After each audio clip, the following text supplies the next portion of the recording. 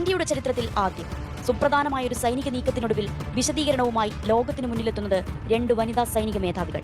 പഹൽഗാമിൽ ഇടനെഞ്ചിൽ വെടിയുണ്ട തുളച്ചു കയറി ജീവൻ പൊലിഞ്ഞ പുരുഷന്മാർക്കരികിലിരുന്ന് കണ്ണീർ വാർത്ത സ്ത്രീകൾക്ക് വേണ്ടി കണക്ക് ചോദിച്ചാണ് അവർ വരുന്നത്. ഓപ്പറേഷൻ സിന്ദൂർ എന്തെന്നും എങ്ങനെയെന്നും അവർ വിവരിക്കുമ്പോൾ പാകിസ്ഥാനുള്ള ഈ തിരിച്ചടി ഇന്ത്യൻ സേനയുടെ നാരീശക്തിയുടെ കൂടി പ്രതീകമാവുകയാണ്. ഇന്ത്യൻ സൈന്യത്തിന്റെ കോപ്സ് ഓഫ് സിഗ്നൽസിലെ ആദ്യ വനിതാ ഓഫീസർ, ബഹുരാഷ്ട്ര സൈനികാഭ്യാസത്തിൽ ഇന്ത്യൻ സൈനിക സംഘത്തെ നയിച്ച ആദ്യ വനിത, നേതൃപാടവവും അർപ്പണബോധവും കൊണ്ട് രാജ്യത്തിന്റെ ആത്മാഭിമാനത്തിന് കാവൽക്കാരിയായി ഇന്ന് ആഘോഷിക്കപ്പെടുന്ന colonel Sofiya Qureshi. Not only that, my great grandmother, she was with the Rani Lakshmi Bai. She was a woman warrior. ഞാൻ പൂർണ്ണമായും സൈനിക പശ്ചാത്തലമുള്ള കുടുംബത്തിൽ നിന്നാണ് വരുന്നത്. ഞാൻ കുഞ്ഞായിരിക്കുമ്പോൾ മുതൽ ആർമി ലൈഫ് കാണുന്നുണ്ട്. ഓഫീസർ ആകണം എന്ന ആഗ്രഹം സ്വാഭാവികമായും ഉണ്ടായി.